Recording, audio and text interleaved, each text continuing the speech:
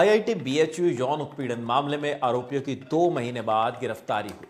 इसके बाद बीजेपी ने भी अब इन आरोपियों पर एक्शन ले लिया।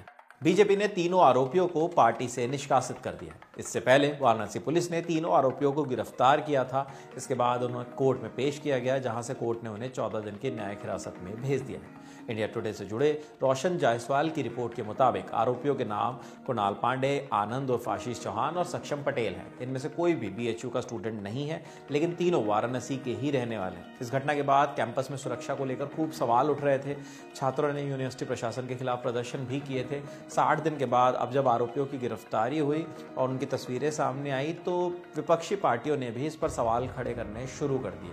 अखिलेश यादव का ट्वीट आया, कांग्रेस पार्टी ने भी सवाल उठाए और तीनों आरोपियों के पार्टी से जुड़े होने की बात सामने आने के बाद वाराणसी बीजेपी के जिला अध्यक्ष हंसराज विश्वकर्मा ने कहा था कि अगर ऐसा हुआ तो जांच पड़ताल करके आरोपियों को पार्टी से निष्कासित कर दिया जाएगा। लेकिन कुछ घंटे बाद ही उन्होंने साफ कर दिया कि आरोपियों को पार्टी से निष्कासित कर दिया गया है। आगे पार्टी के निर्देश के मुताबिक कार्रवाई की जाएगी। हालांकि बीजेपी ने जाहिर नहीं किया कि जो तीनों आरोपी हैं वो पार्टी में किस विंग या किस पोस्ट पर थे, लेकिन इतना ज़रूर बताया है कि तीनों को पार्टी से निष्कासित कर दिया गया।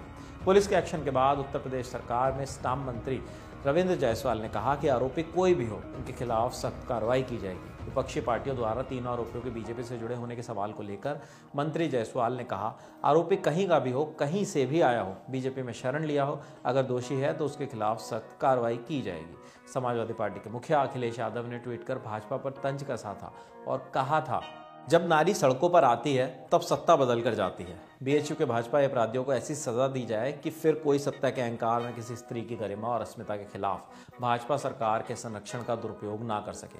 आज उत्तर प्रदेश और देश की हर नारी पूछ रही है, भाजपा के विषय प्राप्त अपराधियों की गाड़ी कभी क्यों नहीं पलटती? भाजपा हटाओ, नारी का मान बचाओ। अखिलेश ने इससे पहले एक और ट्वीट किया था, जिसमें उन्होंने कहा था, ये हैं भाजपा के दिग्गज नेताओं की छत्रछाया में सरेआम पनपते और घूमते भाजपाइयों की वो नई फसल जिनकी तथाकथित जीरो टॉलरेंस सरकार में दिखावटी तलाश जारी थी। लेकिन पुख्ता सबूतों और जनता के बीच बढ़ते गुस्से के दबाव में भाजपा सरकार को आखिरकार इन दुष्कर्मियों को गिरफ्तार करना ही पड़ा। ये वही भाजपाई हैं जिन्होंने बीएचयू के एक छात्र के साथ अभद्रता की सभी सीमाएं तोड़ दी थी। देश भर की एक एक नारी देख रही है कि भाजपा नारी सम्मान के साथ कैसा मनमाना खिलवाड़ कर रही है और महिला अत्याचार, उत्पीड़न और बलात्कार के आरोपियों को बचा रही है। आगामी चुनाव में महिलाएं भाजपा को एक भी वोट नहीं देंगी। महिलाएं ही भाजपा की हार का कारण बनेंगी। भाजपा का सच आज जनता के सामने है। जनता आगामी चुनाव में भाजपा को हराकर अपना फैसला भी देगी और महिलाओं के साथ इंसाफ करेगी। ये सारी बातें उत्तर प्रदेश के पूर्व मुख्यमंत्री अखिलेश यादव ने कही थी। ये घटना 1-2 नवंबर की दरमियानी रात की है। बीएचयू की छात्रा अपने एक साथी के साथ बीएचयू कैंपस में ही कहीं जा रही थी। तभी कृषि संस्थान के पास एक आम जगह पर बाहरी युवकों ने दोनों को घेर लिया। उन्होंने छात्र और छात्रा को अलग किया और फिर छात्रा का यौन उत्पीड़न किया। आरोप है कि उन लोगों ने जबरन छात्रा के कपड़े उतरवाए, मारपीट कर छात्रा का मोबाइल छीन लिया और उसकी तस्वीर भी खींची थी। इस खबर पर हमारी लगातार नज़र बनी हुई है। इसे लेकर हर अपडेट हम आप तक सबसे पहले पहुंचाते रहेंगे। आपके लिए जानकारी लेकर आए थे हमारे साथी अभय शर्मा और दीपेंद्र गांधी। देश और दुनिया की दूसरी बड़ी खबरों के लिए बने रहिए दी लल्लन टॉप के साथ। शुक्रिया।